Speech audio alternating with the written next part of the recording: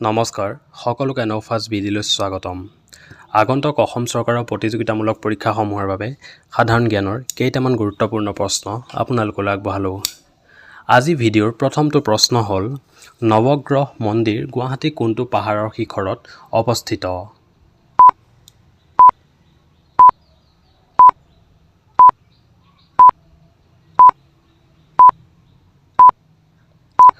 ইয়াৰ শুদ্ধ উত্তৰ হ'ব খ চিত্ৰাচল। ২ নম্বৰ প্ৰশ্নটো হ'ল তলত উল্লেখ কৰা কোন মন্দিৰক অসমৰ খাজুৰাহো বুলি জনা যায়?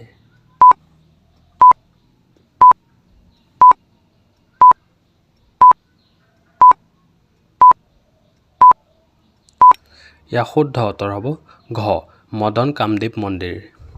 তৃতীয়টো প্ৰশ্ন হ'ল কোন চনত অসমত বনৰীয়া চাহ গছ আৱিষ্কৃত হৈছিল?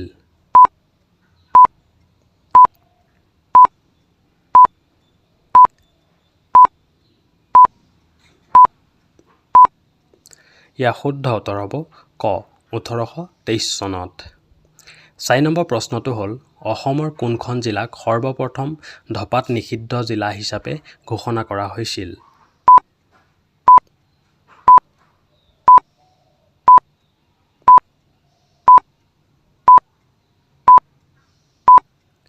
ইয়াৰ শুদ্ধ উত্তৰ হ'ব গ যোৰহাট জিলাক। ৫ নম্বৰ প্ৰশ্নটো হ'ল চীনৰ ৰাষ্ট্ৰীয় খেল কি?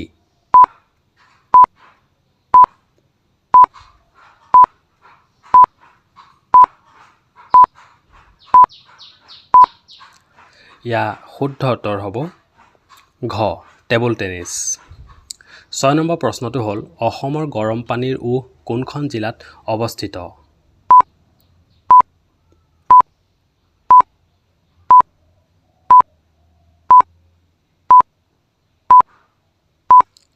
ইয়াৰ শুদ্ধ উত্তৰ হ'ব ক গোলাঘাট জিলাত। ৭ নম্বৰ প্ৰশ্নটো হ'ল অসমৰ পৰা ৰাজ্যসভালৈ নিৰ্বাচিত কৰি পঠিওৱা সদস্যৰ সংখ্যা কিমান?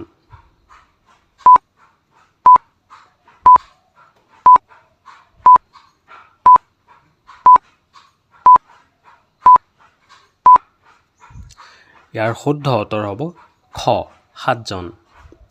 ৮ নম্বৰ প্ৰশ্নটো হ'ল অসমৰ শাশ্বত প্ৰেমৰ নগৰী বুলি কোনখন জিলাক জনা যায়?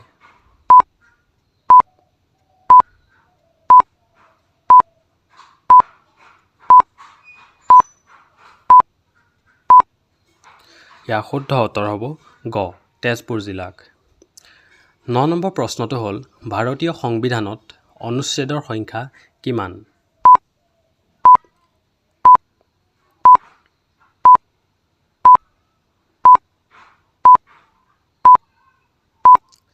ইয়াৰ শুদ্ধ উত্তৰ হ'ব ক ৩৯৫টা। আজিৰ ভিডিঅ' অন্তিমটো প্ৰশ্ন হ'ল সৰৌ অফ বিহাৰ বুলি কোন স্থানক কোৱা হয়?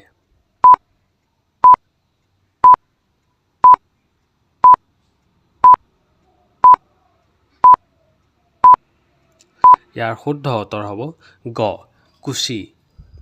ধন্যবাদ। আগলৈ এনেকুৱা ধৰণৰ প্ৰয়োজনীয় ভিডিঅ'সমূহ পাই থাকিবৰ বাবে আমাৰ চেনেলটো please like, comment, share and subscribe কৰি দিব। ধন্যবাদ।